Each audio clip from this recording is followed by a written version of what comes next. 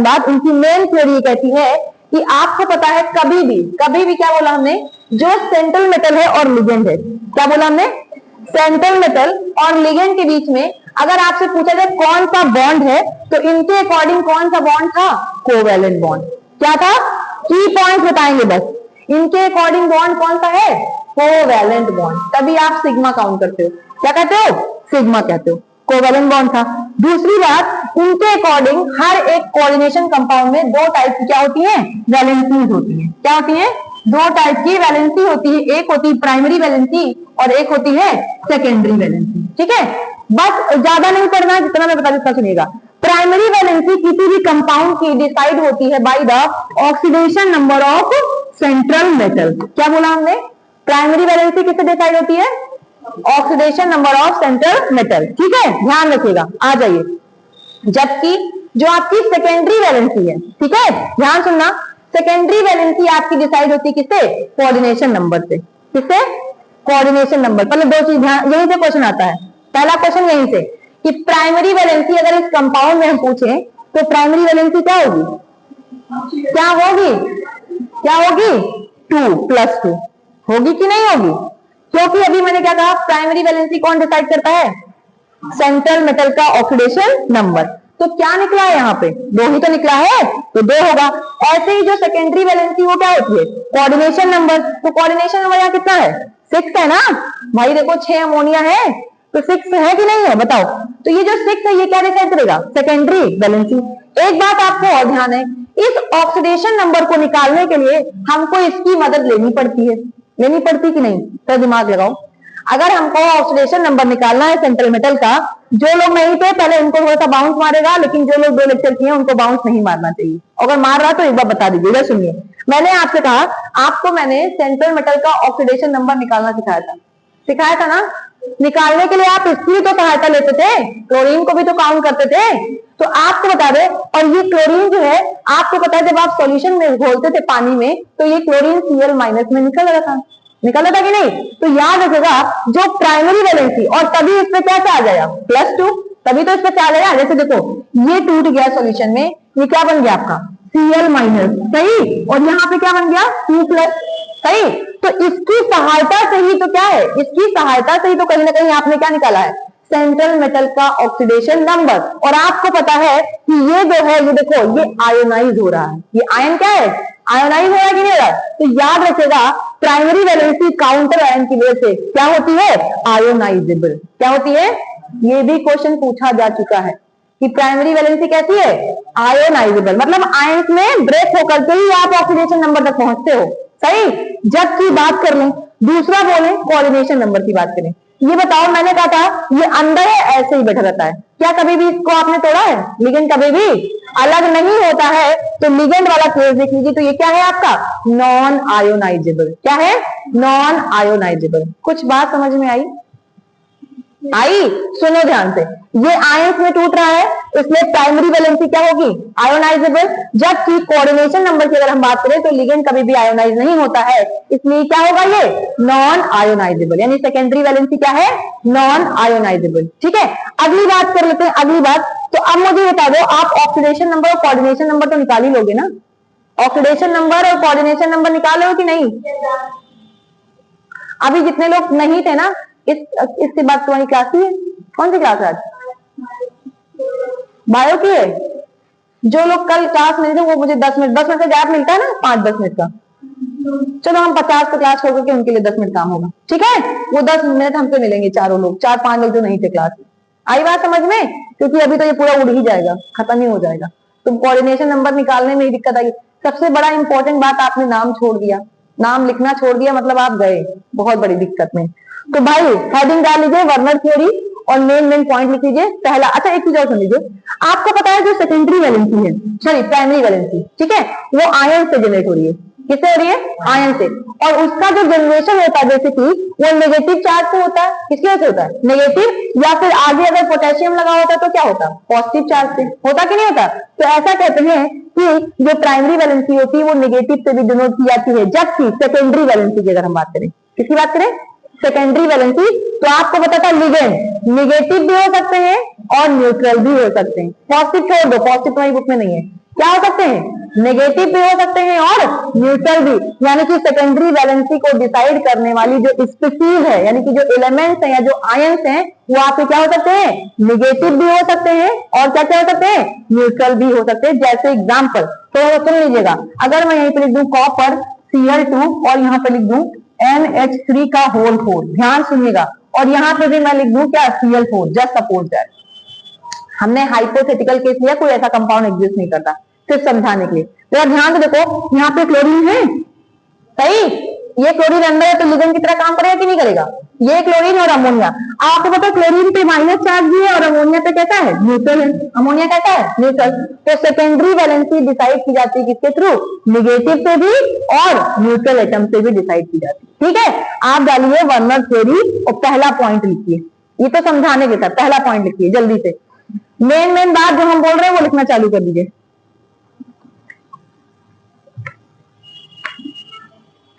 देखो, it is based on valency of the coordination compound. वर्णन साहब ने बात ही किसके लिए की थी, वैलेंसी से। Based on valency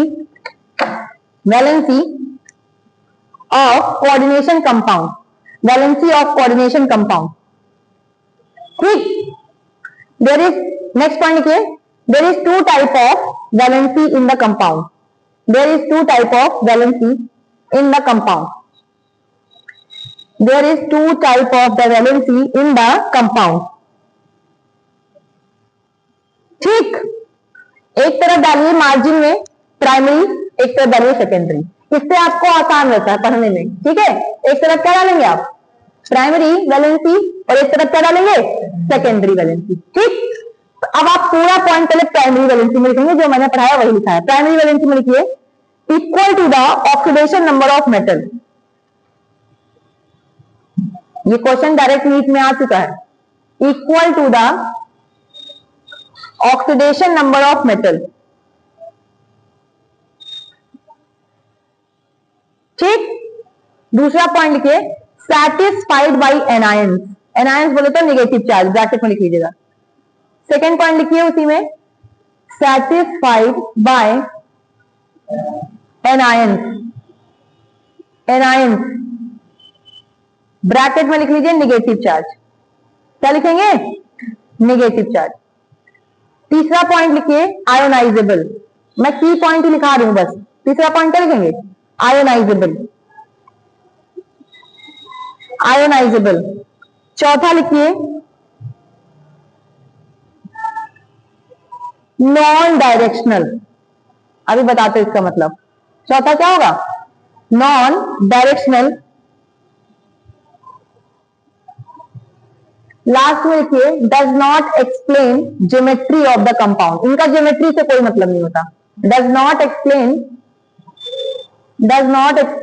geometry of the compound या complexes, geometry of the complexes. Last point और मतलब एक लास्ट और लिख लीजिएगा, रिप्रेजेंटेड बाय डॉटेड लाइन। कहीं आपको दिखाया जाएगा तो डॉट लाइन से दिखाया जाएगा। अगर डॉट लाइन पहचान लीजिएगा, अगर डॉट लाइन कहीं लिखे कॉम्प्लेक्स में तो वो क्या होगा, प्राइमरी वैलेंसी। ठीक, जैसे मान लो जस्ट सपोज दैट कि मैंने ऐसे दिखा दिया, इधर देखो Cu और डार्क डॉट Cl, आ गई बात। तो ये जो डॉट लाइन है ना, ये डॉट लाइन आपकी क्या बता रही है, प्राइमरी वैलेंसी वो कितनी है, एक ही तो है, तो यहाँ पे एक हो गई प्राइमरी वैलेंसी। आई बात समझ में कि नहीं। तो इसको रिप्रेजेंट करते हैं किससे, डॉटेड लाइन से। ठीक, नेक्स्ट तरफ सेकेंडरी में लिखिए, सबको सेकेंडरी में लिखिए। आप पहला पॉइंट तो आप ही बता दो, equal to the coordination number of the compound. लिखिए equal to coordination number of compound. ठीक, क्या लिखेंगे आप लोग, equal to the coordination number of the compound. ठीक, सेकेंड पॉइंट लिखिए satisfied by anions, satisfied by anions। तीसरा सेकेंड पॉइंट लिखिए, क्या हो गया, अरे भैया पहले लिखो तो हम बता क्या तुम समझे। लिखो सेकेंड पॉइंट लिखो, satisfied by anions as well as neutral molecule, satisfied by anions as well as neutral molecules। भैया लिगेंड ब्रैकेट में लिख लो, ये बताओ लिगेंड क्या थे? नेगेटिव भी थे और न्यूट्रल भी थे। गड़बड़ ना करो, मैं सब पढ़ा चुकी हूँ, बात वही है। अच्छा तुमको ऐसा लग रहा है जब तुम ऐसा चीजें सीखते हो तो तुम्हारा पेपर गलत नहीं होता है, नेगेटिव तो नहीं होता है, डायरेक्ट रहता है कि लिगेंड, बस वहां कहीं गलती से लिख दे एनायन, और 4 बार एक ही बात रिपीट होती तो आपको याद हो जाती। ठीक, याद रखिएगा। और केवल लिगेंड नहीं, कोऑर्डिनेशन नंबर लिगेंड पे डिपेंड कैसे करेगा? सिग्मा बॉन्ड पे, ये बोलते ना कितने वो सिग्मा बॉन्ड बनाएगा। ठीक है, तीसरा पॉइंट लिखिए जल्दी से, नॉन आयोनाइजेबल। मैंने अभी बताया था टूटेगा नहीं, ब्रेक नहीं होगा। तीसरा पॉइंट क्या होगा? Non ionisable. ठीक है, नेक्स्ट लिखिए directional in nature. Directional in nature, next क्या होगा? Directional in nature. Next point क्या लिखेंगे आप लोग? हाँ, एक्सप्लेन ज्योमेट्री, इससे ज्योमेट्री बताई जाती है। और represented by solid lines, represented by solid lines. सुन लो, बहुत खास नहीं जाना है, जितना आपको सर ने केमिकल बॉन्डिंग में ज्योमेट्री पढ़ाई होगी याद होगा आपको। चलो इधर आ जाओ, थोड़ा सा ज्योमेट्री की बात कर लेते हैं। मेरा मन तो नहीं था बताने का, लेकिन फिर भी मैं बता देती हूँ। ठीक, सोचती हूँ पता नहीं कहीं से कुछ आ जाए आप लोगों को। केमिकल बॉन्डिंग जब सर ने पढ़ाया होगा आपको तो सर ने दिखाया होगा, अगर आपका कोऑर्डिनेशन नंबर, अब यहाँ से लीजिए, जो वहां पे एटम थे, जो अगल बगल एटम जुड़ते थे ना, वही यहाँ पे कोऑर्डिनेशन नंबर यानी कि सिग्मा बॉन्ड है। अगर कोऑर्डिनेशन नंबर 2 है, क्या है? 2 है, तो ज्योमेट्री वहां क्या पढ़ रहे थे आप? लीनियर। भूल गए तुरंत? हे प्रभु, इधर सुनो, AB2 याद आ रहा है? लोन पेयर ना हो तो क्या करते थे आप? A, B और B, और यहाँ पे लोन पेयर की दिक्कत है नहीं, क्योंकि यही तो लोन पेयर के कारण ही तो कहीं ना कहीं क्या हो रहा है? कोऑर्डिनेशन कंपाउंड बन रहा है। तो आप ये कौन सी ज्योमेट्री थी? लीनियर। सही याद आ रहा है? 3 के लिए, 3 के लिए सब पता है ना आपको? अब जो हम बता रहे हैं वो याद कर लेना, वही इंपॉर्टेंट है। 4 के लिए एकदम लिख लो, और 4 को भूला नहीं वरना बहुत मारेंगे। एक तो क्या होगा? एक क्या होगा? sp3 छोड़ दो, अभी sp3 इन्होंने बात नहीं की थी। सुनो पहले, हम यहाँ पे इसलिए sp3 मिलकाएंगे क्योंकि वर्नर साहब का ही डिमेरिट था, इन्होंने हाइब्रिडाइजेशन नहीं बताया था। अब तुमसे क्वेश्चन में आ जाएगा तो तुम वहां पढ़ते थे sp3 में चले जाओगे। वर्नर साहब ने हाइब्रिडाइजेशन की बात नहीं की थी, हाइब्रिडाइजेशन की बात कहाँ आई थी? वैलेंस बॉन्ड थ्योरी में। तो जब वहां पढ़ेंगे तब पढ़ाएंगे। चलो बताओ, इन्होंने कहा जिसका कोऑर्डिनेशन नंबर 4 है उसकी 2 ज्योमेट्री पॉसिबल है। एक ज्योमेट्री क्या थी? स्क्वायर प्लेनर, लिख लीजिएगा, स्क्वायर प्लेनर, समझ गए? और दूसरा होगा, आपको बचपन से पता है क्या? टेट्राहेड्रल। लिख लेना, जिंदगी में मत भूलना वरना हम पीटेंगे यहीं पे। हम नहीं पीटेंगे क्योंकि हम निकलवाएंगे क्वेश्चन आप लोगों से। ठीक, और अगला याद कर लो, एक बहुत प्यारा सा, कभी भी हो जाए कोऑर्डिनेशन नंबर 6 तो ज्योमेट्री कैसी होगी? ऑक्टाहेड्रल। ठीक है, ये आप पढ़ चुके हैं कहाँ पे?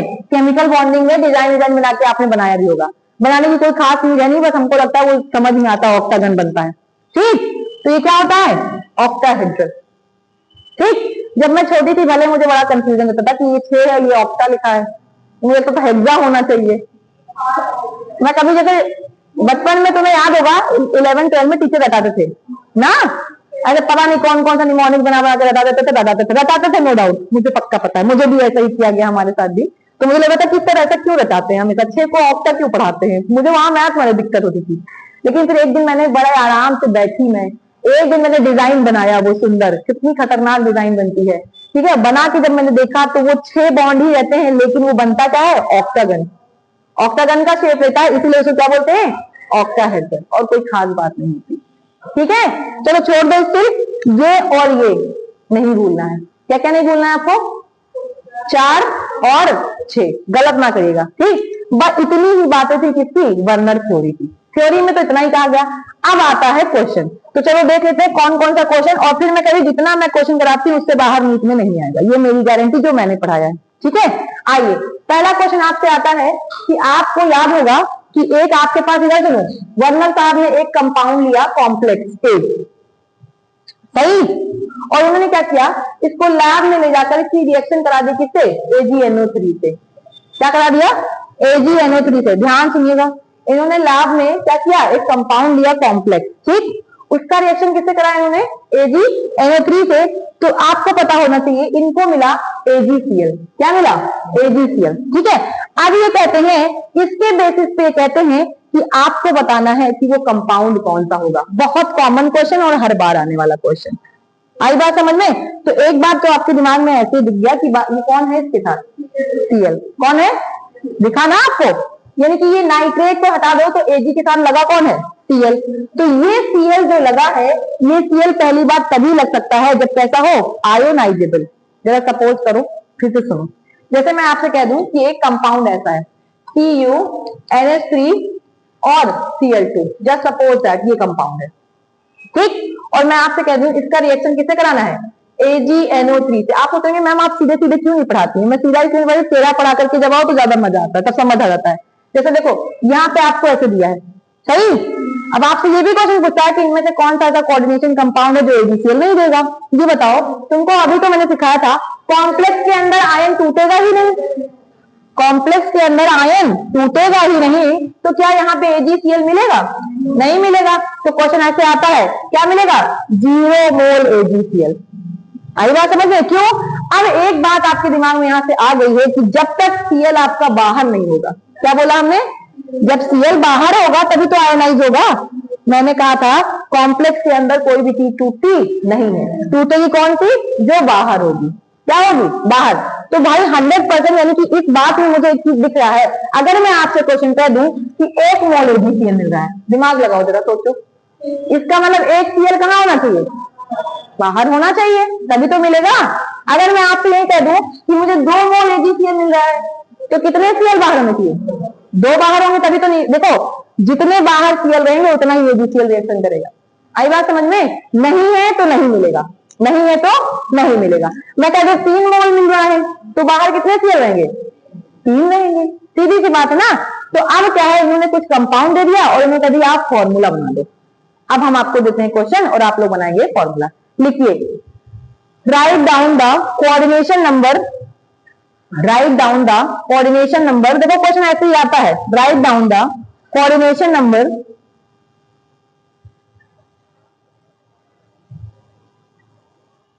And oxidation number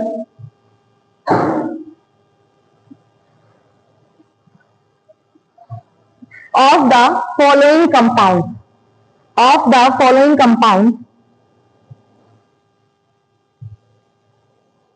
if these compounds react with, if these compounds react with AgNO3, AgNO3 gives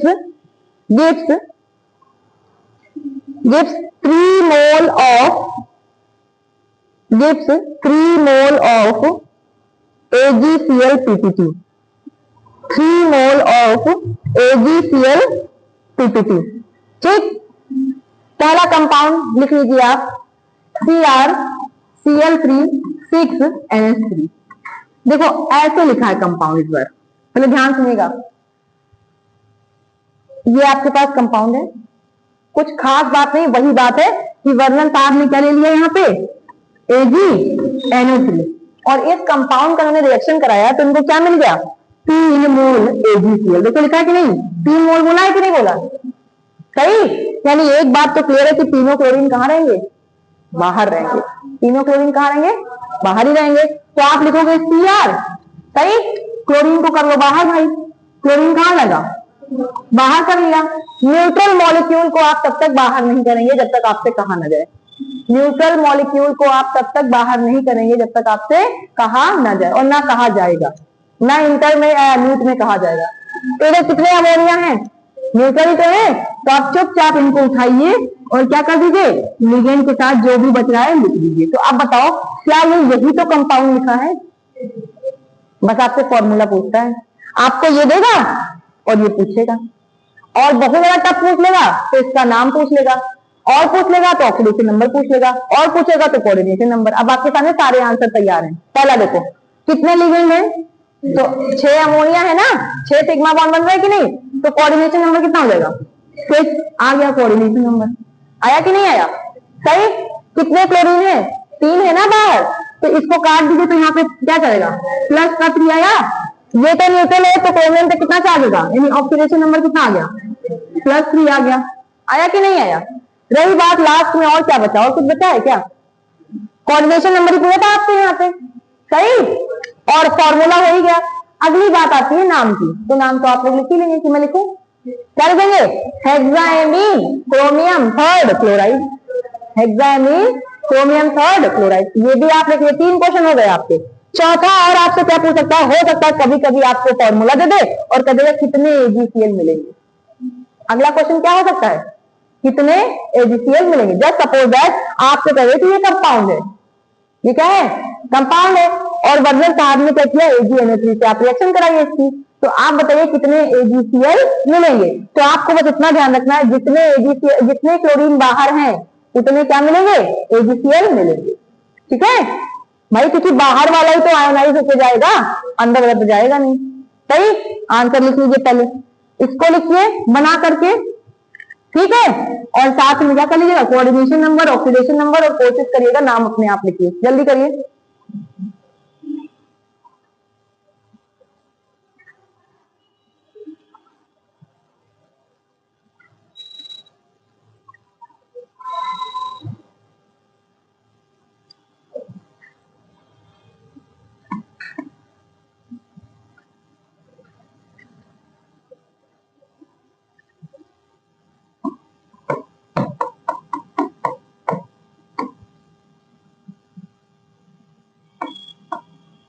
ठीक, अगला कंपाउंड सुनिए, ये दिया गया आपको, लिख लीजिए। नेक्स्ट क्वेश्चन लिखिए, ये कंपाउंड आपका है CrCl3 5NH3।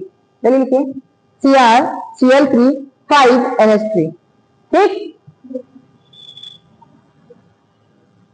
दिया है ना? आपको बताना है इसमें कितना AgCl निकलेगा। कितना निकलेगा? सुनो मेरी बात ध्यान से। जैसे जो लोग 2 आंसर दिए वो पक्का ही क्वेश्चन लगाए हैं, वरना मेरे मुंह से तो आंसर ही ना निकलता। जल्दी पूछो क्यों? हम कोऑर्डिनेशन नंबर 4 कर दे तो आंसर ही बदल जाएगा। हमने भी फिर कहा ना जितने लोग 2 आंसर दिए वो एनसीईआरटी से लगाए क्वेश्चन, ठीक है? वो लगा एग्जाम्पल में, मुझे पता है। इधर सुनो, अगर हम कोऑर्डिनेशन नंबर 4 कर दें तो एक अमोनिया भी बाहर आ जाएगा, 3 मोल मिल जाएगा, तो कैसे हम 2 मान लें? मैं तुम लोग का बस यही IQ टेस्ट करती हूँ, कुछ टेस्ट नहीं करती, और IQ टेस्ट नीट भी करता है। तो तुम एकदम कुछ बच्चे गलती नहीं हो सकते, मैम लगा लो तो दिक्कत, ना लगाओ तो दिक्कत। आगे ये भी लगाओ लॉजिकल तरीके से, तैयार रहो, डिफेंस करने के लिए तैयार रहो। आगे आई बात समझ में? सुनो इधर, आप लोग को मैंने अभी दिया नहीं, आपको क्वेश्चन में देगा कि when the coordination number of compound is 6। जब कोऑर्डिनेशन नंबर क्या होता? 6 होता। 6 होता, देखो कैसे, तब आपको पता है 6 होने का मतलब है ये 5 क्लोरीन अमोनिया अंदर जाता और 1 क्लोरीन, तब आप बोलते ना 2 मोल AgCl मिलेगा। अगर यहीं पे क्वेश्चन करते कि अगर कोऑर्डिनेशन नंबर 4 है तो इसका फॉर्मूला बनाओ, तो आप क्या करते? तो 1 अमोनिया भी बाहर आ जाता, 1 अमोनिया भी। भैया हमें केवल समझाना आता सबको, हाँ नहीं, हमने कहा जब तक बोला ना जाए तब तक आपको न्यूट्रल मॉलिक्यूल कहाँ रखने हैं? अंदर। अब यहाँ तो एक केस बना दिया ना कि मान लो इसी कंपाउंड का, वैसे तो वर्नर साहब ने कोऑर्डिनेशन नंबर 4 बहुत आसान लिए थे, जो एकदम आसानी से बन जाए। वर्नर साहब की पूरी थ्योरी एक्सेप्टेड थोड़ी ना है, डिमेरिट अभी आएगा बहुत तगड़ा तगड़ा, और इससे से काम नहीं होता है। ये तो बस इतना हो गया है। आधे सोच रहे होंगे कि मैम पता नहीं कब फायदा क्या था पढ़ाने का, इनका पढ़ाया क्यों जाता है। आधे कभी कभी ये भी सोचते हैं, लेकिन भैया जिसने शुरुआत की है, शुरुआत सबसे टफ होती है। शुरुआत क्या होती है? सबसे टफ। तो देखो यहाँ पे आपको 2 चीजें दिमाग में रखनी है। क्या? पहला तो CrCl3 5NH3, सही। 2 बातें ध्यान में रखनी है, एक तो कब, जब कोऑर्डिनेशन नंबर क्या हो 6, और एक तो तब जब कोऑर्डिनेशन नंबर क्या हो 4, सही। कोऑर्डिनेशन नंबर मैंने कहा था लिगेंड की सिग्मा बॉन्ड ना। जब कोऑर्डिनेशन नंबर 6 होगा तो पहले आपको क्या करना है? सारे न्यूट्रल मॉलिक्यूल को अंदर रखो, और एक इसमें से लेना ही पड़ेगा क्योंकि 6 में बनाने हैं। तो आप क्या करोगे यहाँ पे Cr और क्या कहते हैं NH3 का 5 और Cl, और ब्रैकेट में क्या हो जाएगा? ब्रैकेट के बाहर Cl2, सही। जबकि यहाँ पे अगर कोऑर्डिनेशन नंबर 4 है तो Cr क्या होगा? NH3, ये हो जाएगा 4, और आपको पता है तीनों Cl क्या हो जाएंगे बाहर, और एक अमोनिया भी क्या हो जाएगा बाहर, होगा कि नहीं होगा? तो फॉर्मूला चेंज होगा। कोऑर्डिनेशन नंबर जिन्होंने नहीं सीखा है उन्हीं को दिक्कत आ रही होगी, जिनको कोऑर्डिनेशन नंबर आता है उनको दिक्कत नहीं आ रही होगी, क्योंकि कल ही परसों मैं कोऑर्डिनेशन नंबर पे इतना ज्ञान दे चुकी हूँ कि अब मेरा मन नहीं कर रहा मैं बोलूँ इसको बार बार, और वही बात रिपीट करूँ तो दूसरे बच्चों का नुकसान होता है जो रेगुलर आते हैं। इधर फिर सुनिएगा, यहाँ पे काउंटर आयन कितने हैं 2, कितने क्लोरीन बाहर है, कितना एजीसीएल मिलेगा? अब जिससे पूछे बताएगा, तो थोड़ा सा पॉज लेते हैं। यहाँ पे कितने क्लोरीन मिलेंगे, एजीसीएल मिलेंगे इस वाले कंपाउंड 3। हाँ चलो बस पढ़ रही है मतलब, ठीक है वेरी गुड। तो यहाँ पे तो ठीक है 2 मोल सही, लेकिन यहाँ पे ध्यान रखना 3 मोल, या फिर कुछ और भी गड़बड़ हो सकता है, अमोनिया से भी कुछ कहानी अलग हो सकती है। तो ये उन्होंने कहा नहीं, लेकिन तुम्हें सोचना है, क्योंकि नीट तुमसे सोचने पे मजबूर कर देता है। ठीक, तुम 2 का लर्न करके गए हो तुम लोग, तीसरे का वो खुद बना लेगा। मुझे लगता है ये क्वेश्चन आप लोगों से हो जाएगा। ठीक, एक क्वेश्चन और देते हैं और आप लोग आंसर कर दीजिएगा।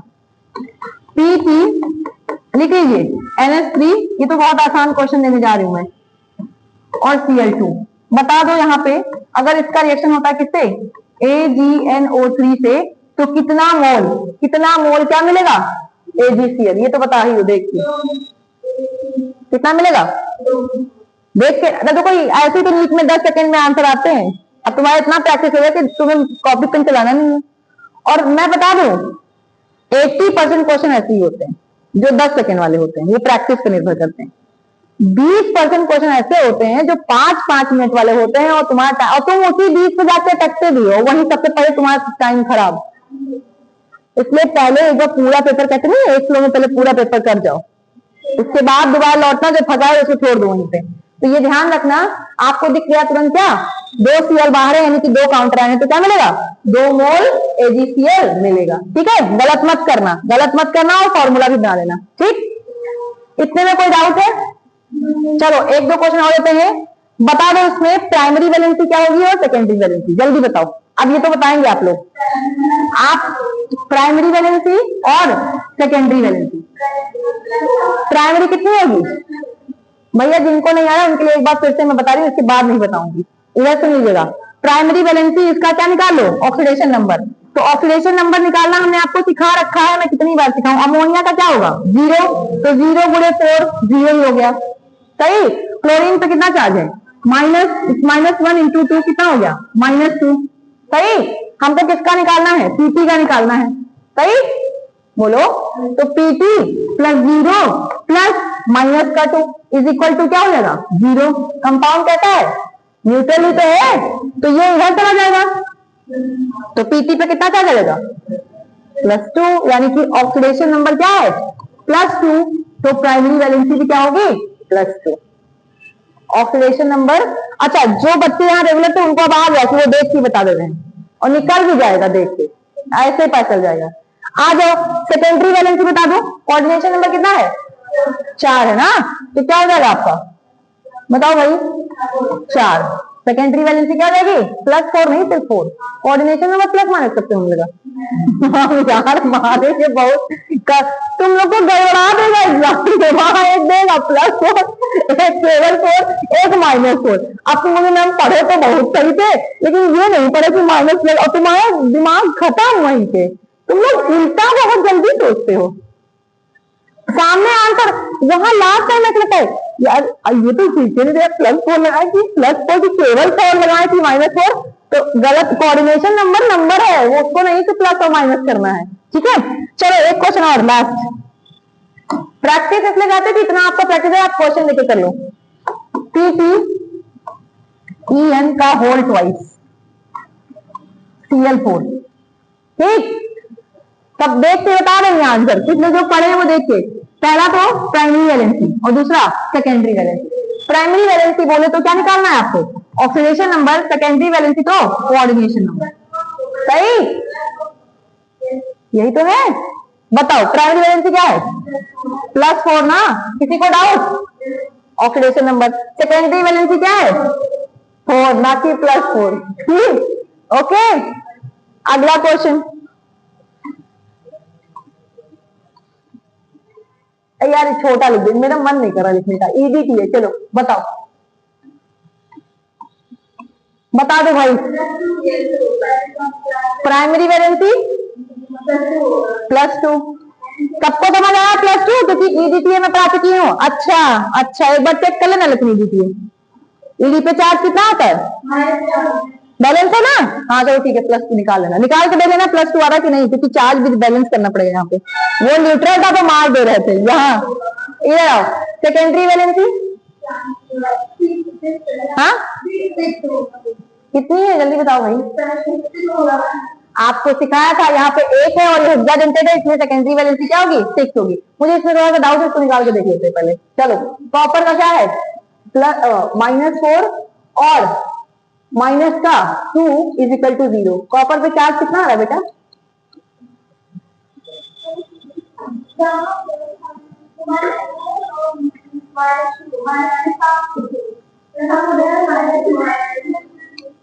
मैंने कहा ना, जो मेरे दिमाग में डाउट था वो तुरंत भरा था कि ये गलत है, तभी मैंने कहा एक बार चेक कर लेते हैं। और तुम लोग, यही है तुम्हारी खुशी जो तुम्हें जीने नहीं दे रही है, जिसको कहते हैं सिली मिस्टेक, जो तुम्हें जीते जीते क्या कर रही है।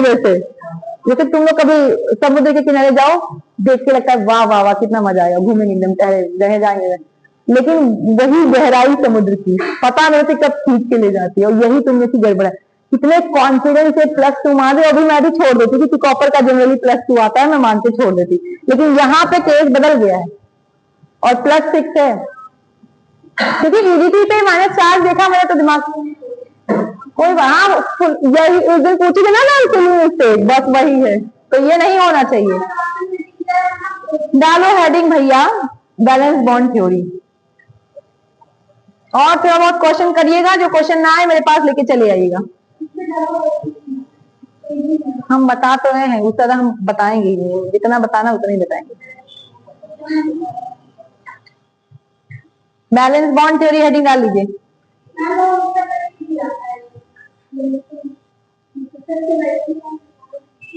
ये भी आने दो, आइसोमेरिज्म आने दो, आइसोमेरिज्म है ना, उसमें पढ़ाएंगे आपको। अगला डालिए BVT, balance bond theory. Main चीज पढ़ो, फिर एक साथ पूरा आइसोमेरिज्म पढ़ा देंगे, उससे भी क्वेश्चन आते हैं।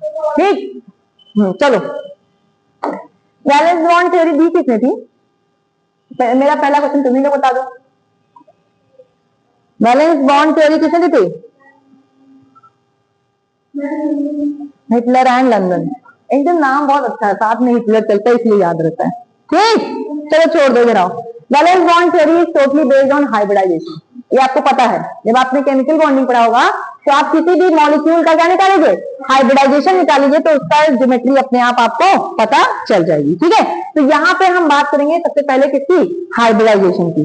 अब यहाँ पे जो हाइब्रिडाइजेशन इन्वॉल्व होगी उसमें डी सबशेल भी इन्वॉल्व होगी। क्या इन्वॉल्व होगी? आप लोग जो केमिकल बॉन्डिंग पढ़ते थे उसमें sp डी आता था, लेकिन डी वाला गलत है, आप वहां पढ़िएगा आगे क्लास में, उसमें लिखा है डी, आप क्लास 12 में कोऑर्डिनेशन कंपाउंड पढ़िएगा, तो उसी का ये कॉन्टिन्यू फॉर्म है। ठीक है, इसमें आपकी कौन सी सेल इन्वॉल्व होगी? डी। पहले आप समझो कि हम कैसे पता करेंगे कौन सी सबसेल। ठीक है, दो कंडीशन बनती है। आपको मैंने कहा था डी जो क्या कहते हैं, डी सबसेल जो होती है वो इनकी वैकेंट होती है, खाली होती कि नहीं? डी सबसेल क्या होती है? खाली होती है। और इसी वैकेंट सबसेल में किसको इनवाइट करते हैं? लिगेंड्स के इलेक्ट्रॉन्स को। किसको? लिगेंड्स के इलेक्ट्रॉन को ये क्या करते हैं? इनवाइट करते हैं। इसी पे चलती है पूरी थ्योरी। ठीक है, अगली बार हमको बस ये देखना होता है कि जो लिगेंड आने वाला है वो कैसा है, मतलब किसका प्रभाव ज्यादा है, किसका प्रभाव कम है। ये बात डिसाइड करती है कि लिगेंड कैसा है, स्ट्रॉन्ग है कि वीक है। यही इसकी डिमेरिट। ये क्या है? इन्होंने बता तो दिया कि लिगेंड का प्रभाव क्या है, मैटर करेगा, लेकिन कौन सा लिगेंड स्ट्रॉन्ग है कौन सा वीक है ये बात एक्सप्लेन नहीं कर पाए थे। इसके लिए हमें जाना पड़ा कहां पे? CFT पे। सुनते रहिएगा ध्यान से। देखो, एक तो आपको पता, लेकिन एक चीज और बता दें, बीबीटी पढ़ने से पहले आपको ये पता होना चाहिए कि स्ट्रॉन्ग लिगेंड कौन सा है और वीक लिगेंड को, क्योंकि जरूरत पड़ती है। तो ध्यान सुनो, ये जो मैं लिखा रही हूँ स्ट्रॉन्ग लिगेंड और वीक लिगेंड, आप एक काम करिएगा, ऐसे मैं बता रही हूँ, आप इसको लिख लीजिएगा। ये डिमेरिट है किसका? डिमेरिट है किसका? बीबीटी का। क्योंकि आपको लगेगा मैम ने तो यही पढ़ा दिया, आपको ऐसा लगेगा कि हमने तो यही पढ़ा दिया तो ये बीबीटी में है। ये बीबीटी में नहीं आया है, ये बीबीटी में एक्सप्लेन नहीं किया गया है। लेकिन बिना इसको जाने कि कौन सा लिगेंड स्ट्रॉन्ग है और कौन सा वीक है, आप क्वेश्चन नहीं कर पाओगे, आप क्वेश्चन को अटेम्प्ट नहीं कर पाओगे। सुनो ध्यान से, स्ट्रॉन्ग लिगेंड कुछ नहीं होता है। देखो लिगेंड कैसे डिसाइड करते हैं, तो आप सीएफटी पे थोड़ा सा चलते हैं, ज्यादा नहीं। सुनो क्या होता है, ये जो डी स्ट्रक्चर है ना, नॉर्मल अपने स्टेट में पड़ी हुई है बढ़िया आराम से, एकदम चिलैक्स मूड में, कोई दिक्कत नहीं, ठीक, एकदम आराम से अपने ग्राउंड लेवल में पड़ी होती है। अचानक से मेहमान आ जाए घर में, जैसे तुम लोग एकदम घर पे बढ़िया पड़े हो और अचानक से कौन आ जाए, मेहमान आ जाए, तो आप क्या करते हो? सोच के देखो क्या क्या करते हो। याद करो, बहुत हंसी आती। जो चीज जैसे लेके भागते इधर उधर करते हो ना, भाई कुल मिलाकर डिस्टर्बेंस हुई कि नहीं हुई? तो ऐसे क्या है, सुनना बीबीए से पहले थोड़ा सा सीएफटी सुनेगा तुम्हें आसान लगेगा। सुनो, जैसे ये डी सबसेल है, 5 कमरे हैं इसके, ठीक, ये 5 कमरे हैं, बढ़िया डी एकदम रिलैक्स मूड में है, अभी कोई दिक्कत नहीं। इसके पास आ गया गलती से कौन, लिगेंड। कौन आया, लिगेंड। अब इसके अंदर चालू होगी क्या, उथल पुथल होगी ना कुछ खुरापात करेगा ये, क्योंकि लिगेंड आने के लिए इसको क्या होगा, डिस्टर्बेंस फील होगा, ठीक। अब क्या है, तो उसी लिगेंड के लिए जब लिगेंड आता है तो पहले ये देखती है कि लिगेंड किधर से आ रहा है, ठीक है। तो एक तो ये देखता है कि एक्सिस से आ रहा है, कि एक्सिस के बीच से आ रहा है, वो सब आपको सीएफटी में पढ़ाएंगे, बात खत्म करते हैं। कुल मिलाकर लिगेंड के आने की वजह से डी सबसेल में डिस्टर्बेंस होती है, ठीक। अब इस डी सबसेल में डिस्टर्बेंस हुई तो आपको पता है जब आपके घर में मेहमान आएंगे तो आप लोग उनसे, अगर वो रात में रुकने लगे तो आप उनके लिए कमरा भी खाली करोगे, करना पड़ेगा ना। अरे मतलब कुल मिलाकर रखना पड़ेगा उनको ना, ठीक। तो बस लिगेंड मेहमान है, यही समझना। और लिगेंड की एक शर्त है कि वो हमेशा यही कहता है, मैं अपने एक इलेक्ट्रॉन को एक कमरे में रखूंगा। आई बात समझ में, मुझे अलग अलग कमरा चाहिए। ऐसे मेहमान आ जाते तो तुम लोग क्या करोगे, भगा दोगे। यही तो करोगे ना। तो सुनो, जितना लिगेंड सिग्मा बॉन्ड बनाएगा, यानी कि जितने इलेक्ट्रॉन डोनेट करेगा, उतने हमें क्या चाहिए, खाली कमरे चाहिए। क्या चाहिए, खाली कमरे। आई बात समझ में। अब सुनो, अब ये लिगेंड आया तो लिगेंड का देखा जाए एक, जैसे अब फिर एग्जाम्पल, मामा मामी है और बुआ फूफा है, तो वो ज्यादा अच्छे से डिस्क्राइब कर पाओगे। बुआ फूफा आए तो एकदम एटीट्यूड में, नहीं मुझे चाहिए मतलब चाहिए, और एक रूम में क्या है, हम अकेले रहेंगे, किसी के साथ शेयर नहीं करेंगे। मामा मामी क्या करते हैं, आते हैं और कहते हैं भैया ठीक है थोड़ा एडजस्ट कर लेंगे ना, करते ना, एडजस्टमेंट कर लेते, वो समझते हैं। अब ये सब जगह होता है, ये रूल है, एकदम नियम है। आओ इधर।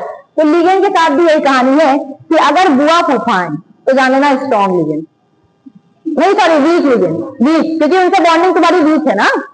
मामा मामी से ज्यादा तगड़ी बॉन्डिंग होती है। सोच के देखो, मामी आ जाए और बुआ आ जाए, हम किसी को डिस्क्रिमिनेट नहीं कर रहे हैं, कोई गलत नहीं सोचेगा, लेकिन ये नेचुरल बिहेवियर की बात कर रहे हैं, राइट। मामी आती है अलग बात रहती है, बुआ आती है अलग बात रहती है ना, वो बनाया ही गया होता है, संसार में ऐसे ही बनाया गया। तो आपको पता है कि देखो अच्छी बॉन्डिंग किसके साथ है, मामी के साथ।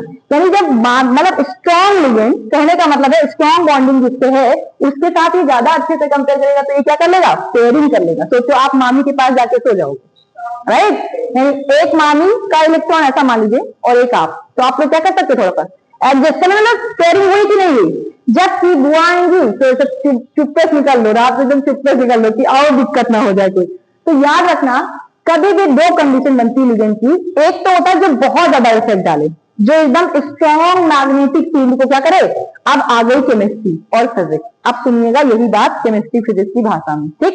क्या हुआ, आपको पता है जब लिगेंड आएगा तो ये लिगेंड क्या है, डी ब्लॉक में, डी सबसेल में डिस्टर्बेंस क्रिएट करेगा, और ये जो डिस्टर्बेंस हो रही है उसका कारण होता है मैग्नेटिक फील्ड।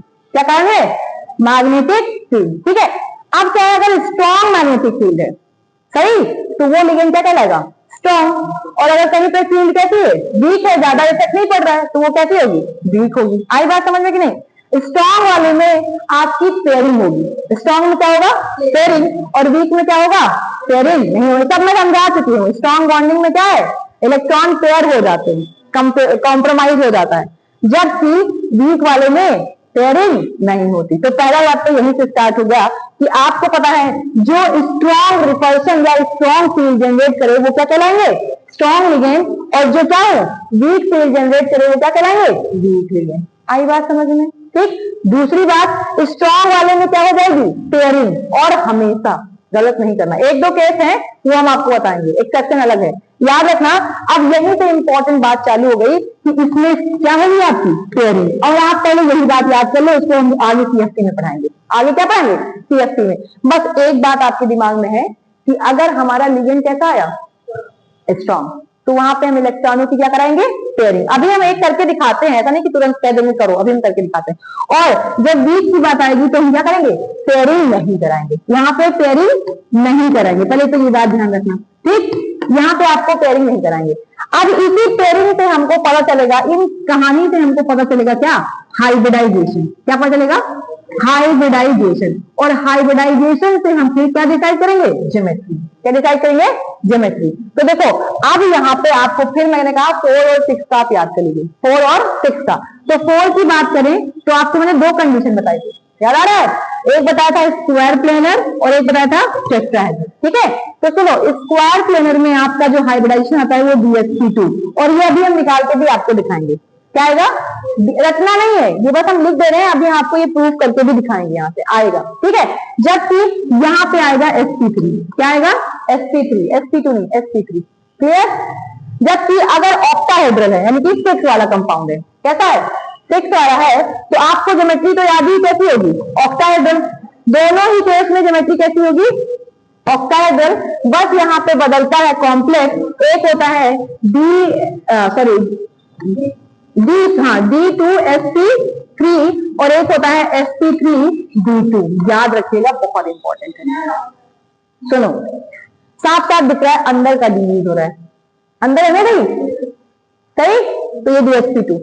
और इधर क्या दिख रहा है आपको, आउटर डी, बाहर का दिख रहा है, तो यहाँ पे आउटर डी। अब इसी बेसिस पे ऑक्टाहेड्रल कंपाउंड को 2 पार्ट्स में डिवाइड कर दिया गया है, एक इनर डी कॉम्प्लेक्स और एक आउटर डी कॉम्प्लेक्स। वो सब अभी हम पढ़ाएंगे, पहले आप इतना नोट करिए, जैसी जैसी भी भाषा में आपको नोट करना आप नोट कर लीजिए।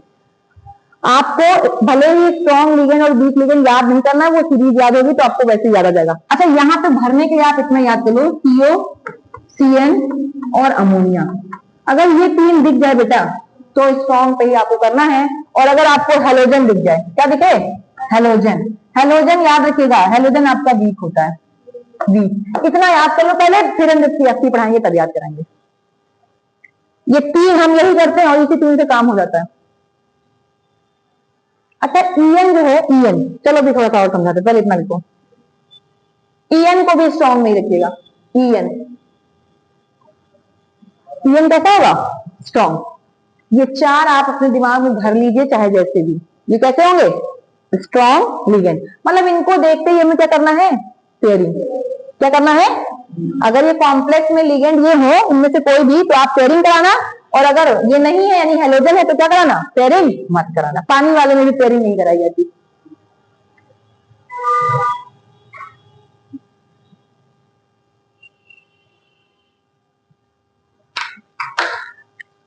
यहाँ पे मेन काम है, इतना लंबा चौड़ा टाइम लगना नहीं चाहिए, खाली हाइब्रिडाइजेशन निकालना होता है बस। क्या करना है, हाइब्रिडाइजेशन निकालना है।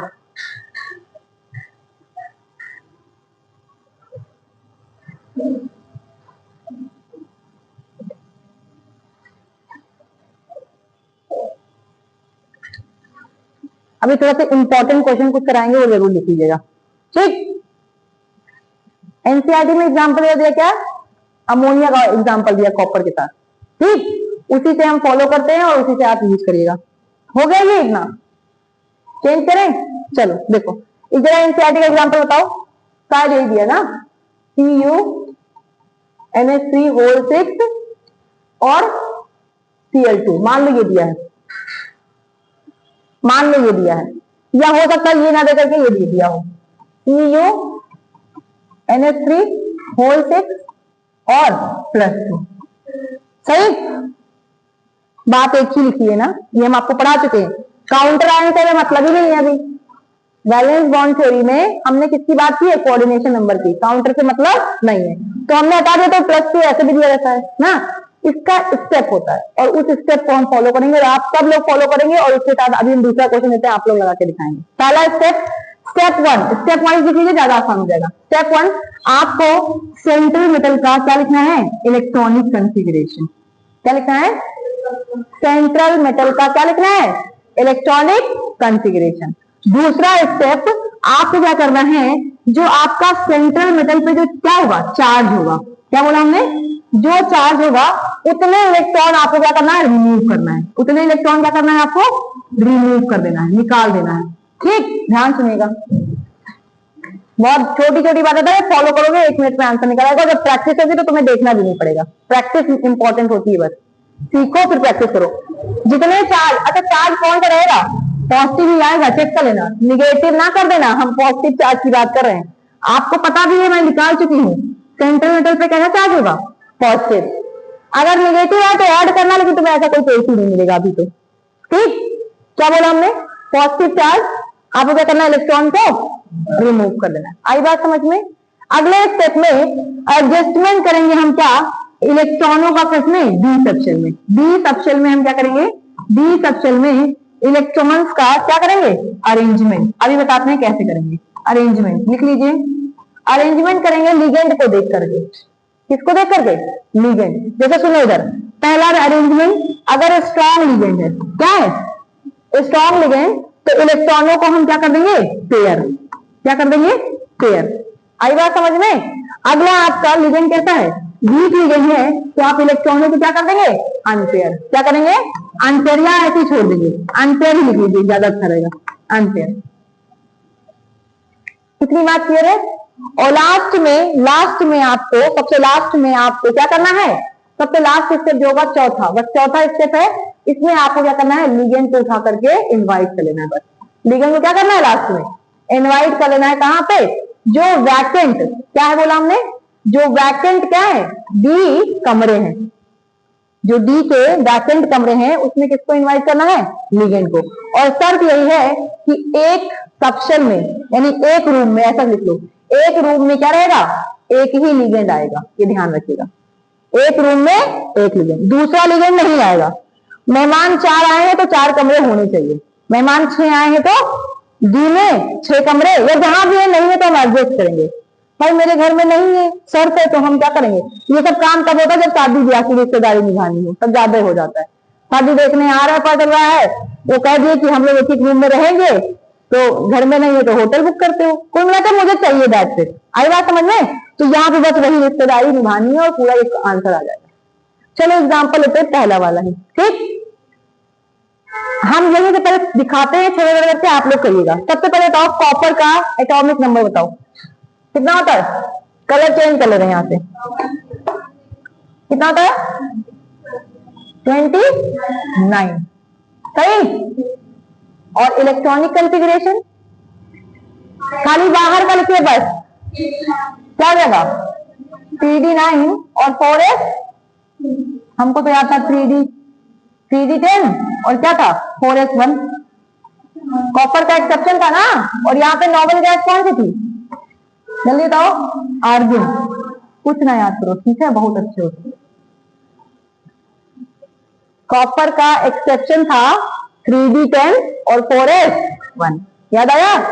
चलो आओ, अगला स्टेप, कॉपर पे निकालो चार्ज। क्या निकालो, चलो चेक करो कितना चार्ज है यहाँ पे, ऐसे दिख गया +2, कितना चार्ज है, ऑक्सीडेशन नंबर निकालना आ गया, मतलब चार्ज निकालना आ गया, ठीक। तो +2 है, उतने इलेक्ट्रॉनों को आप रिमूव कर दो। क्या कर दो, और पहले इलेक्ट्रॉन हमेशा रिमूव हो कहां से, एस सबशेल से। पहले कहां से रिमूव होगा, एस से। यानी एक बात मुझे दिख गई, अगर हम 2 इलेक्ट्रॉनों को यहां से क्या कर दें, हटा दें, तो क्या बचा हमारे पास, बात करें तो 3d9 और 4s0, यही तो बचा, बोलो, 3d9 और 4s0। अब यहां से तुम्हें बनाना पड़ेगा कक्षा, यहां पे तुम्हें क्या बनाना पड़ेगा, ऑर्बिटल। तो आओ ड्रॉ कर लेते हैं ऑर्बिटल। हम पहले 3d बना लेते हैं, 1 2 3 4, ये हो गया 3d और ये हो गया 4s, हो गया, सही। और आपको पता है 4s के बाद कौन आता था, 4p, तो ये भी ध्यान रखिएगा 3p है, सही। बोलो, 3d के बाद 4s 4p आएगा कि नहीं आएगा। चलो आ जाओ, डी में कितने इलेक्ट्रॉन है, 9 है ना, भर देते हैं, 1 2 3 4 5 6 7 8 9, सही। गलत करना है क्या, हाँ 9 ही है, सही। अब मुझे ये बताइए, हमको करानी है पेयरिंग, क्या यहाँ पे पेयरिंग पॉसिबल है, यहाँ पे पेयरिंग, आई थिंक कॉपर की जगह क्रोमियम दिया है एनसीईआरटी में, देखो कोबाल्ट ना, हाँ वो मैं समझ गई, तभी वो गड़बड़ी, ऐसा कॉम्प्लेक्स देता नहीं जल्दी डिस्टर्ब करने के लिए। बट स्टिल आप सुनो यहाँ पे ध्यान से, अब तुम क्या करोगे यहाँ पे, अब देखो यही एक्सेप्शन जनरेट हो गया, आपके पास लगा क्या है, अमोनिया। ये लिगेंड कैसा है, लेकिन आपके पास पॉसिबल ही नहीं कि आप पेयरिंग करा पाओ। तो भाई कितने लोग हैं, कितने अमोनिया हैं, 6 हैं, इनको 6 कमरे चाहिए। तो आप 6 कमरे कैसे व्यवस्था करोगे? आपको पता है एक तो यहां आ जाएगा अमोनिया, आएगा, एक तो एस में आ गया और तीनों पी में आ गया। कहां आ गया, तीनों पी में आ गया। अब बताओ 4 हुए कि नहीं? अभी भी 2 कमरे और चाहिए, अभी भी 2 कमरे हमें और चाहिए। तो वो 2 कमरा कौन देगा इसके बाद? 4D तो ही आएगा, इसके बाद कौन आएगा? 4D। तो ये D कहां से आ जाएंगे, 2 कमरे कहां से आ जाएंगे? D से। तो अब देखो हाइड्रोजन क्या निकला, कहां कहां आया लिगेंड? एक तो S में आया, तीनों P ले रहा है और D कितना ले रहा है? 2। तो इसका हाइड्रोजन क्या रहेगा? sp3 और D2। देखो है तो ये स्ट्रॉन्ग लिगेंड, ऐसे नीट में फंसने का काम हो जाता है भैया। मैंने अच्छा किया कॉपर ही ले लिया, क्योंकि अभी बहुत तुम लोग अभी रटे रहते हैं पेयरिंग करा दो, और जहां तुम्हें ऐसे दिखता है अरे बाप रे अब क्या करें, यहाँ पे स्ट्रॉन्ग लिखे वीक लिखे आता गड़बड़। तो पहले सुनो ध्यान से, है अमोनिया, यहाँ पे पेयरिंग होनी चाहिए, क्या होनी चाहिए, लेकिन यहाँ पॉसिबल ही नहीं है पेयरिंग। तो हमारे पास ना चाहते हुए हमें बाहर का भी यूज करना पड़ रहा है। हाइब्रिडाइजेशन कैसी आ गई? sp3b2। ज्योमेट्री कैसी होगी? ऑक्टाहेड्रल। ज्योमेट्री कैसी होगी? और कॉम्प्लेक्स कैसा होगा? इनर की आउटर? डी कौन सा यूज हो रहा है? बाहर वाला डी ना, अंदर वाला डी खाली ही नहीं है। कौन सा डी यूज है? तो जब बाहर का डी यूज होगा तो इसे कहते हैं आउटर डी कॉम्प्लेक्स। क्या कहेंगे? और अगर अंदर वाला यूज होता तो क्या बोलते हैं इसे? Inner D complex. मैं उठाई थी इनर वाला पढ़ाने के लिए, लेकिन ये बन गया आउटर। ठीक, हाँ कहाँ फोड़ कर दे? हाँ वो तो हो जाएगा, लेकिन अभी जनरल केस चलो इसका ठीक है, वो बात की बात है, तो चेंज करने के तो क्वेश्चन बदलते रहो, तरीका यही होना चाहिए। कुछ बात समझ में आई? पहला स्टेप यही चालू कर दो फिर से। चलो हम देते हैं, ऐसे ना देखो, देखने से कुछ नहीं होगा, आप करोगे तब आएगा। क्या था क्वेश्चन? कोबाल्ट है ना, NH3 और लिखो +2। जरा जल्दी से करके दिखाओ। अमोनिया कैसा है? Strong ligand. वैसे हम बता सके आंसर, लेकिन जल्दी बताओ, जल्दी बताइए भाई। कोबाल्ट में कितना होगा? 27। सबसे पहले कोबाल्ट का इलेक्ट्रॉनिक कंफिगरेशन को क्या जाएगा? Organ CD7 4s2। सही। चार्ज कितना है? यानी कोबाल्ट +2 ऐसे लिखा जाता है। कोबाल्ट +2 हो गया तो 2 इलेक्ट्रॉन आपको क्या करना है? निकाल देना है। क्या बचेगा? देखा रहा है तो ऑर्गन और 3d7 बचा कि नहीं बचा? अब यहां से आप क्या बना लेना? कमरा। यहीं से कमरे की जरूरत पड़ती है। 4s और 3d, और यहाँ पे 4p। आगे क्या होगा? 4d। ठीक, जरूरत पड़ी तो ठीक, नहीं पड़ी तो कोई बात नहीं। ठीक, इतना आपको करना ही करना है हमेशा। आ गई बात समझ में? चलो भरते हैं इलेक्ट्रॉन। कितने हैं? 7। 1 2 3 4 5 6 7। सही, कोई दिक्कत? अब आपको यहाँ दिख रहा है लिगेंड कैसा है? अमोनिया है ना, स्ट्रॉन्ग। क्या करा दीजिए आप? पेयरिंग। क्या कराएंगे? पेयरिंग करा दिया आपने। तो आपको पता है, थोड़ा यहीं से चेंज करते हैं। देखो ये हो जाएगा आपका 1 2 3 4 5 6 और ये 7। सही। यहाँ पे कितना कमरा खाली है? एक S ना, खाली हो गया। और आपको पता है इधर S तो है ही, और ये P है। चलो चेक करते हैं। तो आपको यहाँ पे, अब देखो यहाँ पे फिर कहानी बदली। अभी क्या होगा ऐसे केस में? एक डी ना, और इधर एक S, 2 हो गए और 3 P, 3P दिया है कि नहीं?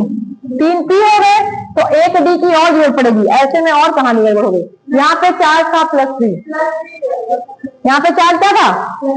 तो आप एक काम करिए, +3 कर लीजिए, 6 कर लीजिए, ये वाला इलेक्ट्रॉन हट जाएगा। ये इलेक्ट्रॉन क्या है?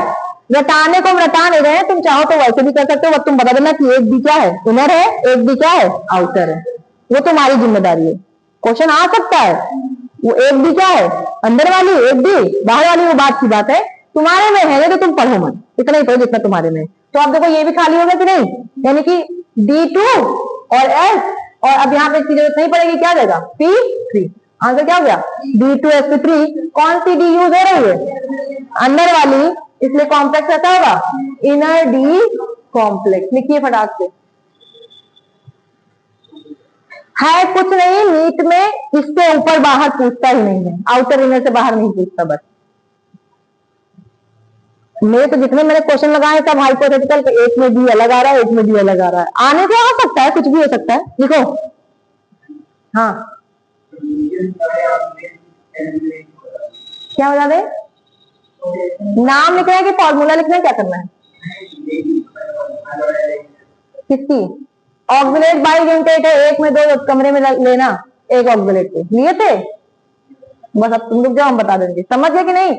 ऑक्सिलेट दो लिगेंड लेके आएगा ना, दो सिस्टम सिग्मा, तो दो कमरा बराबर एक ऑक्सिलेट, इसलिए तुम्हारा आंसर गलत आ रहा था।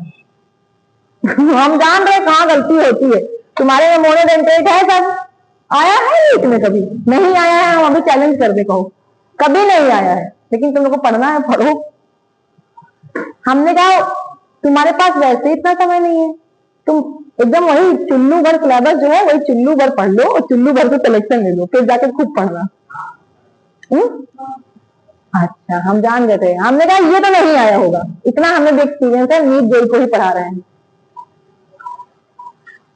जल्दी करो भाई। और हमें कहा अगर अगर ऐसा केस कभी आता भी है तो बस बाइडेंटेड, तो एक के लिए दो कमरा, तीन हो तो एक के लिए तीन कमरा, आंसर वही आएगा, हो जाएगा इतने में।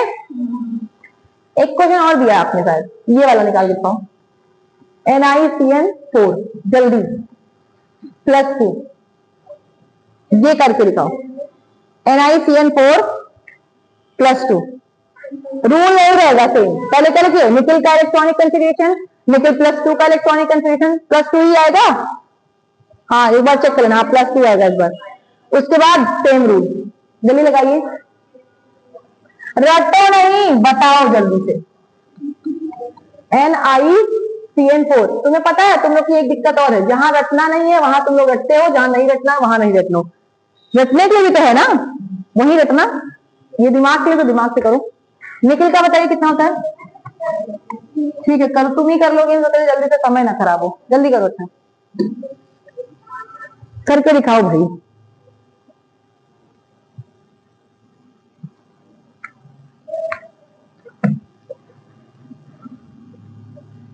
पहली बात तो ये 4 है, या तो स्क्वायर प्लेनर होगा, या तो टेट्राहेड्रल, या तो DSP2 आएगा, या तो sp3 आएगा। पेयरिंग हो रही है, एक भी खाली होगा, DSP2 ही आएगा, 4 ही तो होते हैं, तो 4, तो ज्योमेट्री कैसी होगी, टेट्राहेड्रल, सही, सॉरी स्क्वायर प्लेनर। अब एक चीज और बताओ, ये डायमैग्नेटिक है, पैरामैग्नेटिक, पढ़ा चुके हैं हम,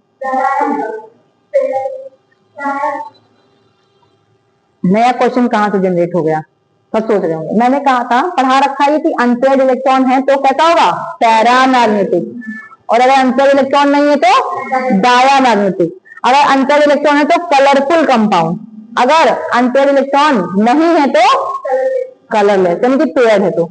चलो अब यही सब तुम लिखाएंगे, क्योंकि हम जान गए, तुम लोग को जितना करा था उतना करा दिया, तो लिखो DSP2 ही आया होगा ना, स्क्वायर प्लेनर निकाले हम, किसका किसका नहीं हुआ, अरे यार तुम लोग क्या, निकल का टाइमिंग नंबर बताओ, 2 मिनट बता देंगे, बताओ जल्दी बताओ, हाँ 28 ही होता है, सही, फिल करो, AR और D8 4 2, सही, निकल +2 है ना ऊपर, तो 2 इलेक्ट्रॉन निकाल दो, तो कुल मिलाकर 3D8, क्या बनेगा 3D8, सही। चलो यहीं से फिलिंग करना चालू करो, ठीक, D में 8 इलेक्ट्रॉन, 1 2 3 4 5 6 7 8, आपको पता है लिगेंड कैसा है, हम डायरेक्ट इसी का बना रहे हैं, हम डायरेक्ट क्या कर रहे हैं, इसका बना रहे हैं, सही, तो ये कैसा हो जाएगा, पेयर हो गया, क्या बना बताओ, 1 2 3 4 5 6 7 8 हो गया। एक कमरा ये खाली कितने, सॉरी एस, एस कहां चला गया, 4s एक कमरा, 4s का एक कमरा, और आगे है 4p उसका कमरा। आ जाओ चेक करते हैं कितने लिगेंड हैं। तो 4 ही कमरे तो चाहिए इस बार। तो एक कमरा इधर हो गया डी का, एक कमरा एस का और 2 इसका। अब क्या जबरदस्ती 5 भरोगे क्या, है तो 4 ही लोग ना। होटल चार्ज इतना बड़ा, जितने लोग आएंगे उतना ही दिलाओगे ना, होटल के और कमरे खाली रहेंगे।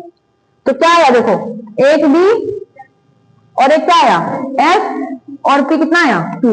अभी बताया था DSP2 का ज्योमेट्री कैसी होती है, स्क्वायर प्लेनर, पहले लिखवाया था।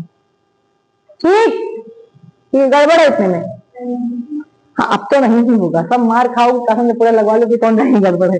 अब लिखो इंपॉर्टेंट पॉइंट, और ये इंपॉर्टेंट पॉइंट तुम्हारी जिंदगी के इंपॉर्टेंट पॉइंट है, हो सकता है स्टेटमेंट में मिले। अगर मेरे नोट से निकला और बाद में कोई गलत करता है तो उसको बहुत मारेंगे, क्योंकि हम सब एकदम की वर्ड लिखा दे रहे हैं, बस जान लो। और इसीलिए हम कम तुम लोग को लिखाते हैं कि तुम लोग रिवीजन कर पाओ, क्विक रिवीजन। जैसे तुम देखो मेरे नोट जो है वो कम रहता होगा, तुम रिवीजन कर सकती हो जल्दी, नहीं तो खर्रा लिखा है बैरियर की किताब पूरा। लिखो पहला लिखो DSP2, पहला पॉइंट DSP2। आगे एरो बनाओ, आगे एरो बनाओ। ज्योमेट्री कैसी होगी, लिखो लिखो स्क्वायर प्लेनर ज्योमेट्री। ज्योमेट्री कैसी होगी, स्क्वायर प्लेनर।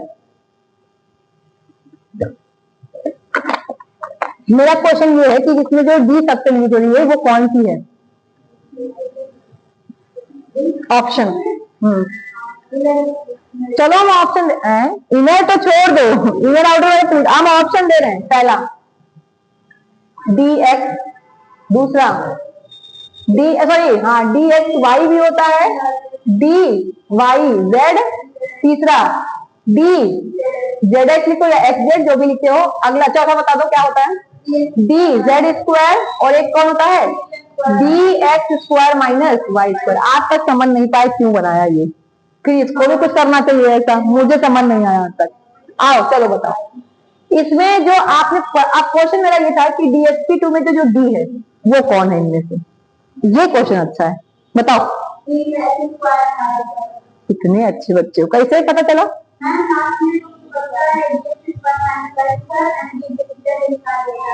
हाँ वेरी गुड वेरी गुड, जो भी रीजन था चाहिए आंसर लिख लीजिएगा कि इसमें आपका DX² माइनस Y²। ये क्वेश्चन पूछा जा सकता है, अच्छा क्वेश्चन है ये। ठीक जल्दी लिखिए। अगला DSP2 हो गया। अगला बता दो, अगर सेम क्वेश्चन है DSP3, इसमें D कौन होगा, DSP2 में वो है, DSP3 में कौन होगा, वही होगा कि कोई और होगा, जल्दी बताओ। हाँ अब कॉन्सेप्ट बिगड़ा ना, बिगड़ गया ना कॉन्सेप्ट, तो बिगड़ गया तो याद लेना दूसरा वाला होगा, बस स्क्वायर वाला ही होगा दूसरा वाला, DZ²। लिखिए वेरी इंपॉर्टेंट, यहाँ पे जो D है वो कौन सा है, DZ²। DSP2 में कौन है, X² माइनस Y²। जबकि जब DSP3 लिखा होगा कहीं भी तो याद रखिएगा वो कौन सी डी होगी, DZ²। मैंने कहा अगर बात बदल गई तो लिख लो आंसर, इंपॉर्टेंट है वरना बाद में मत कहना। बहुत ज्यादा थ्योरी पढ़नी पड़ेगी, हम पढ़ा नहीं सकते इतना ज्यादा, मतलब ज्यादा पढ़ने से मतलब नहीं है। उसका कारण है अभी जब तुम्हें हम स्प्लिटिंग सिखाएंगे CFT तो तुम समझ जाओगे, अभी तुम यही लिख लो, फिर आ जाएगा इसका आंसर, परेशान ना हो। ठीक, तीसरा इसमें बता दो D2SP3 में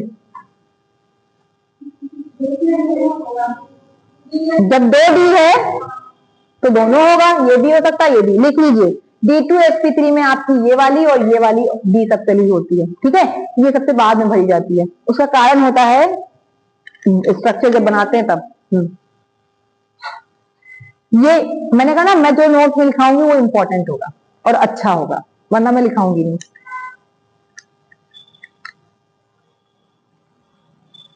अगली हेडिंग आप डालेंगे नोट्स में ही, एक तरफ लिखेंगे इनर डी कॉम्प्लेक्स, एक तरफ लिखेंगे आउटर डी कॉम्प्लेक्स। एक तरफ क्या डालेंगे आप, इनर डी कॉम्प्लेक्स, और एक तरफ क्या डालेंगे आउटर। डिफरेंस इसलिए ताकि पढ़ने में आसान हो जाता है बस, इनर डी कॉम्प्लेक्स और दूसरा आउटर डी कॉम्प्लेक्स। चलो, आपको पता है इनर डी कॉम्प्लेक्स में अंदर वाली डी सबसे यूज होगी, ये तो शुद्ध भाषा में आपको पता ही है, और आउटर वाले में बाहर वाला डी का अक्षर। सही।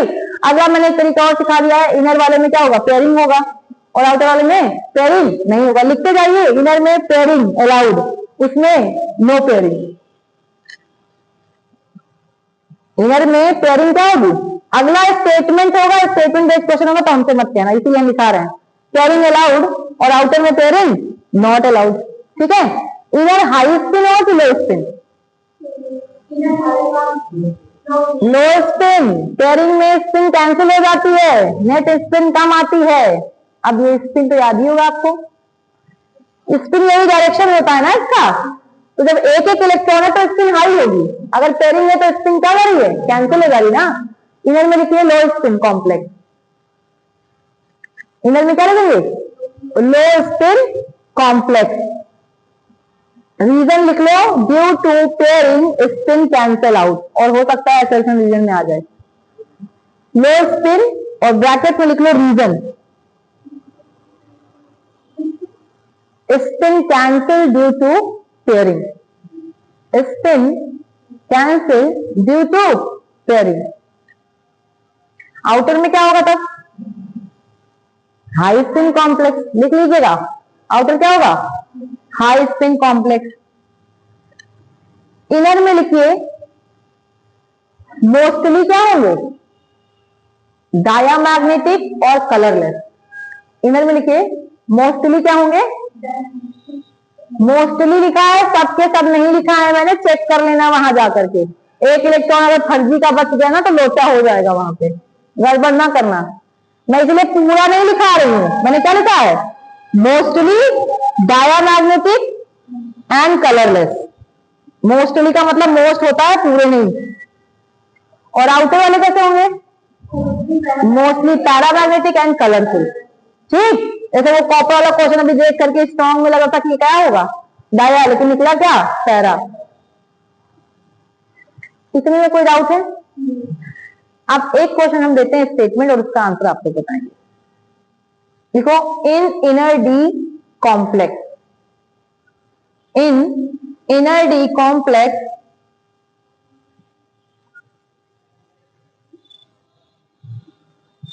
what about you say, what about you say for principal quantum number of d subcell, for principal quantum number of d subcell। ठीक, principal quantum number of d subshell, किसकी बात हो रही है, इनर की। पहला मतलब पहला आंसर लिखिए, पॉइंट बनाइए, it is same, it is same to another subshells, same to another subshell which participate in hybridization, is same which is participated in hybridization। दूसरा ऑप्शन हाइब्रिडाइजेशन। ठीक है। तीसरा लिखिए, दूसरा लिखिए, इट इज डिफरेंट, बस सेम की जगह डिफरेंट कर लीजिए।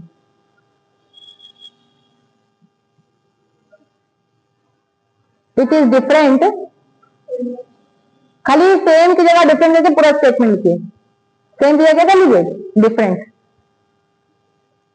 Different to the subshells participate in hybridisation. बताओ इन्हीं दोनों में से कौन सी बात सही है, कौन सी बात गलत है, जल्दी बताइए। मेरा क्वेश्चन ये था कि आपके पास DsP2, सॉरी D2sp3, यही तो है इनर डी कॉम्प्लेक्स। जल्दी बताओ, हम समझाएंगे, नहीं समझाएंगे तो तुम लोग आंसर मार सकते हो। हम समझाएंगे ना कि जैसे मान लो तुम्हारे एग्जाम में ऐसे क्वेश्चन आते हैं शब्द बना के, तो तुम क्या करते हो। ये इनर डी कॉम्प्लेक्स है, नो डाउट, ये बात आपको पता है।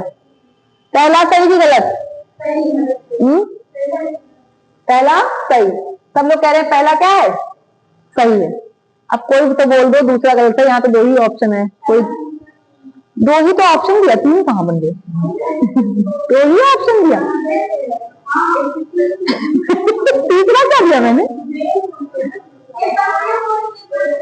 हाँ तो दो ही तो ऑप्शन है, तीसरा क्या हुआ?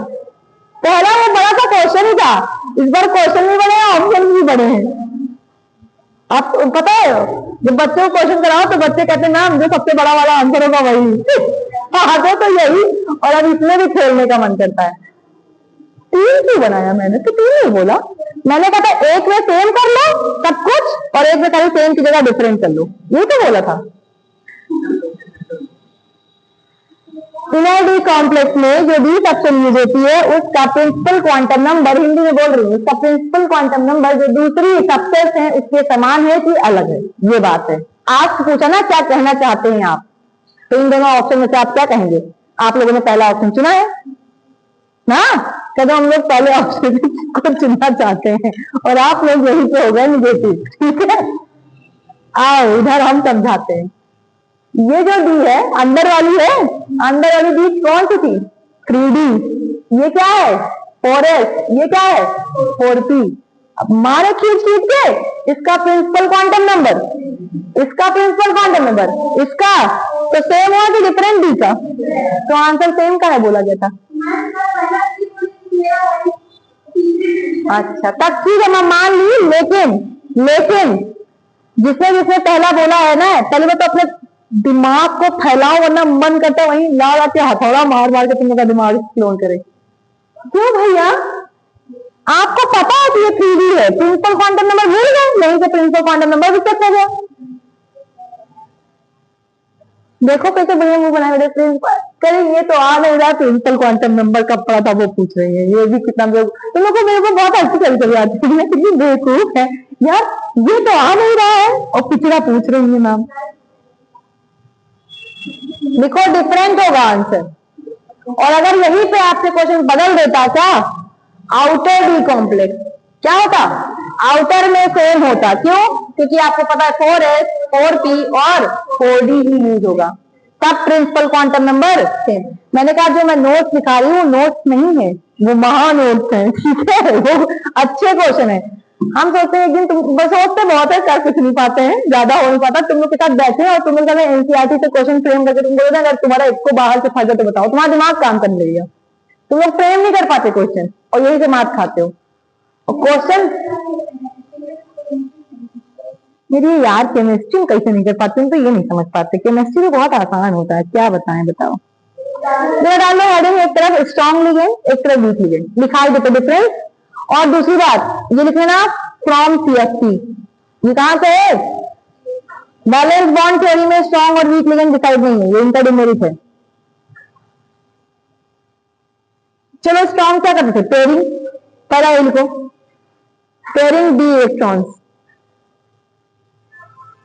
और वीक क्या करते थे? कैन नॉट पेयरिंग, जल्दी लिखिए। अरे यार वही बात बार बार घुमा के लिखिए, ठीक। पेयरिंग, दूसरे में नॉट पेयरिंग। पेयरिंग जो करेगा कॉम्प्लेक्स कैसा होगा? Generally inner. स्ट्रॉन्ग क्या कॉम्प्लेक्स है यार? क्या तो इनर डी कॉम्प्लेक्स या तो outer D complex. Strong complex कैसे आ गया भैया? स्ट्रॉन्ग लिगेंड क्या बनाते हैं? जनरली क्या बनाएंगे? Inner D complex. हाँ पेयरिंग कराएंगे तो इनर डी कॉम्प्लेक्स, और दूसरे वाले वीक वाले आउटर। फिर वही सेम चेक कर लेना, डायामैग्नेटिक पैरामैग्नेटिक कलरलेस कलर। मेरा बात मानना तो एग्जाम में ऐसे मत देख के मार देना, इसको जहां देख के मारना वही मारना, इसको पूरा करके ही मारना वरना आंसर आपको गलत हो जाएगा। क्योंकि बीच बीच में कभी कभी एक इलेक्ट्रॉन फ्री मिल जाता है और जहां एक इलेक्ट्रॉन मिला वहां आंसर होगा आंसर, और तुम देख के स्ट्रॉन्ग मार दोगे क्या? मेरा मन ही नहीं कहा कि मैं स्ट्रॉन्ग वीक लिखाएं, बात ही खत्म करो, नहीं लिखाएंगे क्योंकि गलत कर देगा ये। एग्जाम्पल में आप खाली, हाँ आप एक होमवर्क लिखो, एग्जाम्पल में एक होमवर्क लिखो, स्पेक्ट्रोकेमिकल सीरीज ना, वही आता है वो तुम्हारी जिंदगी का, और वो पूछा भी जाता है। और फिर हम बता दें कभी भी जब लिगेंड की कहानी देखी जाती है तो लिगेंड में सबसे पहले देखा जाता है लोन पेयर, इसीलिए सबसे स्ट्रॉन्ग कौन होता है? सीओ। सीओ के बाद कौन आता है? CN, ठीक है। तो जाके वहां चेक करना, कार्बन वाला हमेशा पहले आएगा, हम तुम्हें ट्रिक बता दे रहे हैं और तुम्हें याद हो जाएगा। कार्बन वाला हमेशा पहले आएगा, फिर कार्बन के साथ जितना इलेक्ट्रोनेगेटिव एलिमेंट, सुनो उसी सीरीज को मैं एकदम थोड़ा टफ भाषा में जनरेट कर रही हूँ, टफ भाषा उन्हीं को आएगी जो पहले से पढ़ चुके हैं। इधर सुनो, आपको देखना है कार्बन, कार्बन के साथ जितना अच्छा इलेक्ट्रोनेगेटिव एलिमेंट लगा रहेगा उतना ज्यादा वो स्ट्रॉन्ग लिगेंड होगा। कुछ बात समझ में आई? चलो देखो, सी के साथ क्या लगा है? सबसे स्ट्रॉन्ग है। ओ क्या है? इलेक्ट्रोनेगेटिव। सी के साथ क्या लगा है? एन। दिख रहा है? तो कार्बन के बाद फिर चलना कहां पे? ऑक्सीजन पे, फिर नाइट्रोजन। कैसे चलना? आंसर मिल जाएगा, याद हो जाएगा, याद नहीं करना पड़ेगा। और सबसे लास्ट में कौन जाएगा? हेलोजन। सबसे लास्ट में कौन जाएगा? हेलोजन। तो ऐसे भी आंख बंद करके याद किए रहना कि हेलोजन क्या होता है? वीक होता है, क्योंकि सबसे ज्यादा पूछा हुआ क्वेश्चन है। ठीक है, हेलोजन क्या होते हैं? सारे हेलोजन के नाम बताइए आप। क्या नाम है? आप खड़ी जाइए, सारे हेलोजन के नाम बताइए, कौन कौन से हैं? अब अंदर से सबका दिल कुछ लोग का करने लगा होगा, मुझसे ना पूछ ले। हेलोजन देख लो, हमें कोई दिक्कत नहीं, हमको सब पता है, जो तुम लोग करते हो मुझे सब पता है, लेकिन बस आंसर बोल दो, कम से कम इसी बारे रिवीजन हो जाएगा, मुंह से निकलेगा। बताओ हेलोजन।